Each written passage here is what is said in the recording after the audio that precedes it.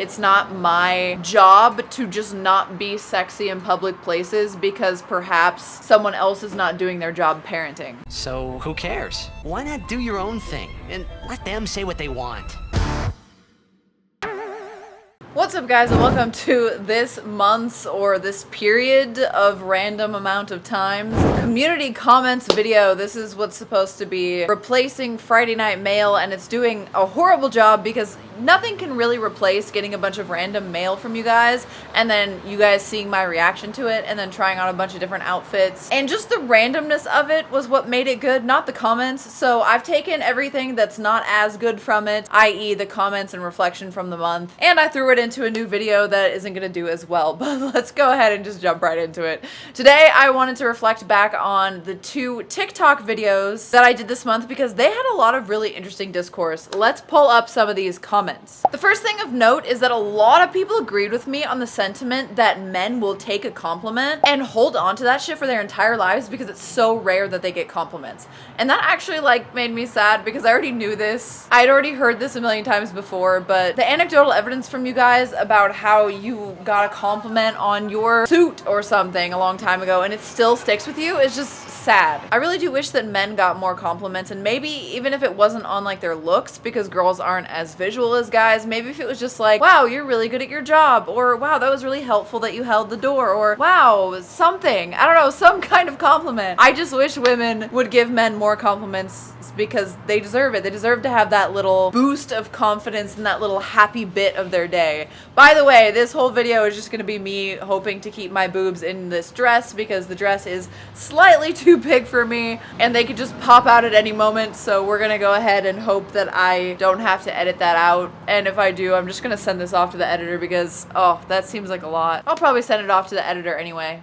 Another random comment that I got quite a bit this month, and I think it was from the same guy, is a guy asking me why I only date black men and if I've ever dated white men. And, you know, seeing as these were my last 2 people that I dated, I would say that yes, I do date white men and don't only date black men. It's so funny because a large chunk of people who follow me just love the BBC fetish and the SPH, like small penis humiliation, or like cuck fetish with black men, or the race play. They just fucking love that with me. I don't know why. I get it like crazy on Twitter, but like that's totally not me in real life, even though I'll, you know, play into it or whatever. And they totally take that blacked video that I made, not a real blacked video, but the video on YouTube about blacked that I made, to say that like I only like black men, which is like really crazy. Yeah, actually listen to the words that I say in that video. Just a little aside that I thought you guys might think is funny. We've got a question from Antkiller. Antkiller says, you and I and all of YouTube knows there are loopholes in the system. This guy's basically just going on in a little bit of a verbose way to tell me that people jerk off to my content on YouTube as a loophole to not actually be watching porn. And he says, so my question is, what is it like knowing a bunch of pubescent, he said, but I think he means pubescent, boys are watching you for said reasons. I've talked about this before, but my opinion on that is that it's not my job to just not be sexy in public places because perhaps someone else is not doing their job parenting. I also think that something as harmless as this, with my sex positivity and my introspection and everything else that I do, is actually probably a healthier way to discover one's body as a teenager than actually being thrust into the crazy world of hardcore porn where everyone's being slapped and everything's fake and fake orgasms are abounding and you can get the wrong idea about what sex actually is. Instead, at least you're getting it packaged into a pretty PG package. I mean, all there is cleavage. I would wear this outside. Technically, I am wearing it outside, but I would wear it in public instead of getting some hardcore version of some chick being plowed and then peed on or some crazy shit. It is a parent's responsibility to monitor what a kid is watching, not my responsibility to limit my freedom of speech and expression because there are children that exist, metaphorically. I personally think if I was going to be a parent, which I am not going to be, that I would let my kid watch pretty much everything, but I would make sure that I'm monitoring what they're watching so I know which context to give them at which certain points. So let's say my son starts watching porn, I would be like, I want you to know that this is okay and it's natural that you feel this way, yada yada yada, but I also want you to know that this isn't what real sex looks like. It's kind of like when you're watching a movie and you see someone like in Fast and Furious like flip a car around and then land back upright and then drive. Like, that's not what driving is like. It's more of like an entertaining way to get your dopamine fix and not necessarily how it's going to be when you have a girl. And I would talk about all of the downsides potentially of what they're doing, like don't get death grip, blah blah blah. And then they can freely do whatever the fuck they want and explore themselves without feeling shame about it, which is what most parents would do. And without me making it the fault of all of the content creators that they're making content that their kid is jerking off to, because quite frankly, you can make anything porn in your head if you think about it. So some people jerk off to balloons, all right? Not my problem. I also made a short on my channel, which was a small portion of a longer video, you guys know what shorts are, about the dynamic between men and women, and there was this really long comment, which I appreciated, but I'm gonna focus more on the third paragraph of the comment and kind of refute what he's saying here. So he says, the microscopically thin line between accepting flirting from a man to a woman and being labeled as creepy or perverted is simply due to whether the woman feels attracted to the man or not. The hard part for men is that if women don't compliment us, then women are forcing us to be borderline mind readers to know whether a woman likes us enough by attraction. Yes, there's body language, but this isn't how men operate. So when dating coaches are there telling men to pick up on subtle body language hints while simultaneously trying to hold a unique conversation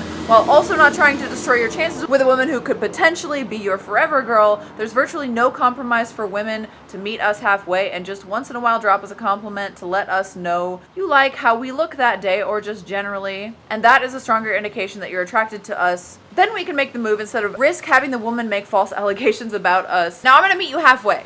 It is 100% true that if a girl doesn't find you attractive and you do something that is vaguely creepy, it's gonna look creepy instead of attractive. Like, flirting can look creepy really easily to women if they're not sexually attractive to you. Just shoot your shot, and if you get turned down, immediately stop pursuing and go away. It's as simple as that. No one is going to make false rape allegations against a guy unless they were already going to in the first place, no matter what you did, which does happen, I agree. From you just being like, hi, you look beautiful today, can I take you out for coffee? That's just kind of how it is. Women like to be pursued. Men are the pursuers. So obviously women can't be like out there complimenting you all the time or chasing you, and they're gonna be less used to rejection. You gotta be the one that's okay with rejection. You gotta be the one that chases. And I know it can seem tiring, but you know, we're the ones that have to spend fucking 6 hours on our makeup and hair and get called a slut if we have more than one sexual partner. It's just kind of like a give and take, and that's what I was trying to say in the video. There's always a give and take. You are within your own experience, so it can be easy to put the blinders on to the opposite experience, but sometimes it can be beneficial to consider the opposite experience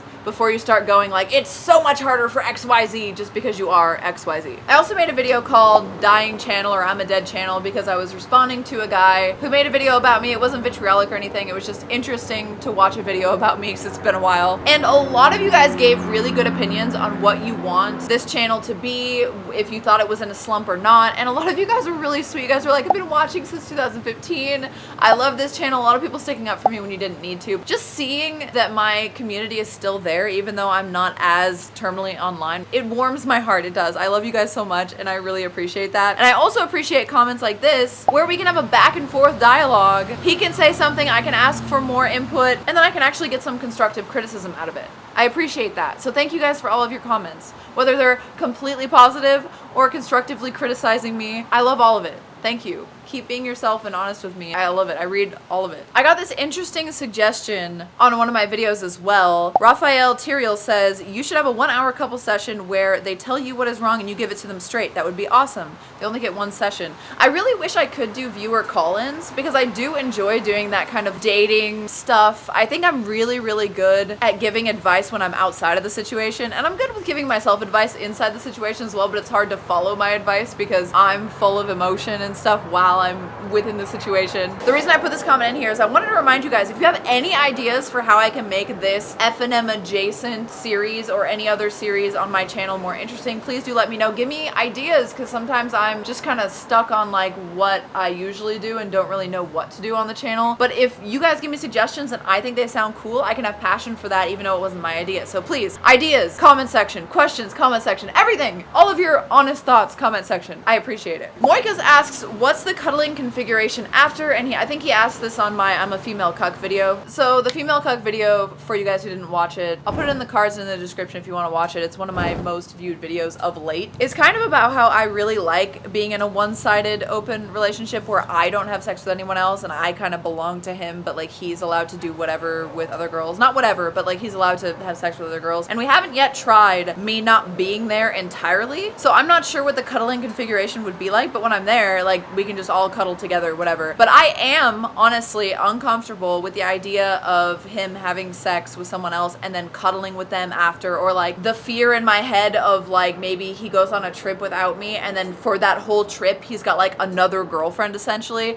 I wouldn't want that. The cool thing about Hunter is he really is not like that at all. He's not really like looking for other romantic possibilities. He's kind of just like a dude, and dudes like to fuck, you know, like that's it. And I really appreciate that, and I really like that, because like in the past I could see how I could be made very uncomfortable by it being a little too friendshipy and a little too long-termy. I don't really like the idea of him having different partners. I'm not polyamorous where I want us all to love a bunch of different people, and I honestly think that unless they're friends with both of us, I don't really even want it to be a friend. I want there to be stricter boundaries than I had in my last relationship, because there were things that would make me uncomfortable where I felt like, oh, if I speak up about this thing that I'm uncomfortable about, then we're no longer in a real open relationship, or I'm trying to put him in a box or something. But honestly, when you cuddle, that's when you release all those fucking like love hormones and start to catch feelings. They even say like if you want to have casual relationship, make sure you're not cuddling also. And I feel like me and Hunter really started falling for each other because we would cuddle, and we were such good cuddlers with great cuddling chemistry. So yeah, I would be uncomfortable about cuddling without me, but if we're all just like laying in bed cuddling, or like the girl's cuddling me, or we're both on either side of him, I think that would be hot. So yeah, that's my answer to that. I also wanted to, in these videos, give you little life updates and update you on some things that I bought recently that I liked to kind of emulate F&M. I like this dress that I bought. It's hot, except for, you know, I probably need to wear like nipple pasties to make sure the boobs stay in. Also, Hunter and I are better than ever. He really puts in the effort to listen to me, and like a couple therapy shit has been going really well. He went on a little short trip without me, and you guys know I have separation anxiety, and he was awesome. Called me at night when he got to the hotel, stayed on the phone with me basically until he went to bed. He basically had like dinner with me on the phone, and it really made my anxiety lessen and made me feel like I was getting that closeness that I always feel like I need every night. It's just so crazy. Every time I think about how amazing he is to me, I just remember how like it didn't really click with me that people could actually make changes and compromises because they love you and it doesn't like entirely affect them. You know, they're not just like,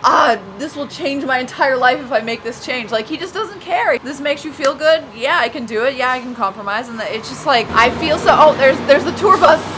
There was the tour bus. They didn't talk to me though. It just really feels loving and like I'm loved to have someone who will make these compromises and make it not a big deal. But anyway, we've also been doing this 3-day fast every 3 months, and I actually keep the weight off, which is really fucking cool. So I've actually been losing weight, and I'm like really motivated because I know that if I have too many cheat meals, you know, my main problem is always like it's unsustainable for me to not have cheat meals or to not go off course a little bit. And because my fucking metabolism is slow and just keeps getting slower and slower, like I eat perfectly, and I've never eaten this clean in my entire life as I do right now. But still, that alone, while having a normal amount of cheat meals or a normal amount of going out, is not enough to lose weight for me. So it's been really cool to do these 3-month fasts. Not 3-month fasts, the 3-day fasts every 3 months. That would be wild. People do that though, I think. It's crazy. Because I feel like it resets everything, and I'm less bloated, and I just feel good. And I'm losing weight and keeping it off because I don't just go back to eating shit. You can't go back to eating shit. You have to kind of like wean yourself back onto food. You have to gradually start eating food again. So you start with like mushy food and things that you can digest easily. We have like mushed avocado and scrambled eggs. And I don't know, I just feel really motivated again because like I'm fucking lifting really heavy. I have this app I'll tell you guys about. It is called the Set Graph app, and if you go in here, like it shows you all of the workouts that you've done. Like I have lower body and upper body exercises that I do, because I do like a 2-day split where I do lower body and upper body. I only lift for aesthetics. I don't want to like lift abs and I'll get a fucking wider waist, which by the way, I have a lot of opinions on people who lift abs, but we're not going to talk about that today. I don't lift chest because I have implants and it pushes the implants down, and I don't like the striated chest look on women. So I do whatever makes me feel good and shapes my body nicely. So I have upper body and lower body, and you go in here and you just like click on something like I did today, and it actually shows you when you do more or less reps than last time, so it keeps you super motivated. I don't really like the analytics in the graph. It's confusing like to look at, but just being able to see that like, oh, my volume is up 20% and my repetitions are up 20%, it's motivating. And I can also see what I've done before, so I'm holding myself accountable, because sometimes I would just be doing the same thing over and over again because I don't know how long I've been doing it or if I'm still doing the same weight. It's just like anytime I fucking organize my life a little bit, I get really motivated because I'm not just like head in the clouds confused about what's going on. So the more data I have, the more I have to like put something in to keep myself accountable, the better. And then I can also like screenshot these little things. Like this is what I did today in the gym for legs. I did like the hip abduction machine, glute kickback, stuff like that. And I can share it on Instagram or something, which is always a good time as an influencer, you know? And Hunter and I are thinking about incorporating 24-hour fasts just randomly, because the first 24 hours for me is always pretty easy. We do like 24 hours of water fasting, and then we'll do 2 more days of just bone broth fasting. So nothing but bone broth, no solid food, no other drinks except for coffee with no sweetener or anything like that, just like cold brew or like iced coffee. And it really brings us together to do hard shit like that together. I don't know. We're about to plan a trip to Switzerland, I think. We were gonna do Amsterdam, but now we're doing Switzerland because Switzerland also has the most beautiful shit I've ever seen in my life. I've always wanted to go there. That was the one place where I was like, if I didn't live in America, I would live there, and I've always wanted to go there, but I was never like a traveling person. But now with Hunter, I'm like, fuck it, let's do it. And so that's gonna be our fall trip. We always do kind of a fall trip. And I'm just so excited because it's equal parts beautiful fucking outdoorsy shit. Like, oh my god, it's so beautiful. Like, they have the fucking Swiss Alps, dude. Like, I'm so excited. And then equal parts going into the city and doing degenerate shit, which I love to do with Hunter too. And I don't really think I've bought much that I like this time, other than, which you guys saw in one of my videos recently, Astro, Amazon Astro. I'll give you some better footage of him right now, but he's basically like a cute little Alexa robot. Like, he can take things to you, he can tell me the weather, he can set my thermostat. It's cool, and he's super cute, and he's got the little bloop bloop eyes. I just wish that his voice was not the Alexa voice when you talk to him. Astro, what's the weather today? Today's forecast calls for more of the same, with a high of 64 degrees and a low of 42 degrees. And just the robot voice that he sometimes has is like, boop, boop, boop, boop, boop. Because the Alexa voice is lame. I don't like the Alexa voice. And I'm still trying to figure out how to use him, like what uses he has or whatever. But it's interesting because I have like the beta access, which I asked for over a year ago. You had to like put in info about your house and stuff in order to get the beta access, and then they like grant it to you, and you get like the first version, which is like $500 less than the version is gonna be when it comes out later. So you get like a discount, and I was like, oh fuck, I'm trying to save money so we can buy a house and everything, but I'm like, look at Astro, I've always wanted Astro, and he's so cute. He just goes to charge whenever. He goes and hangs out in the living room whenever he wants to. Like, if Jay comes into the condo, I can set him to like alert me that Jay's in the condo, or like to follow him around and bother him and make fart noises. It's cute. If you guys have Alexas and you think of like really useful ways to use Alexa, please let me know, because this is my first Alexa product and I'm still trying to figure it out. Like, sometimes I'll tell him like set the thermostat to 70, and for some reason he'll set the thermostat to between 64 and 78. I'm like, Astro, why are you doing that? That makes no sense. Let me know what's up with you guys. Post in the comments whatever the fuck you want, and I will see you in the next video. Once again, I'm asking you what you think about the more natural look that I've been doing. Do you guys like it? How do you guys feel about everything? Give me opinions, comments, and all that shit. I love you guys so much, and I will see you in the next video. Mwah! Mwah!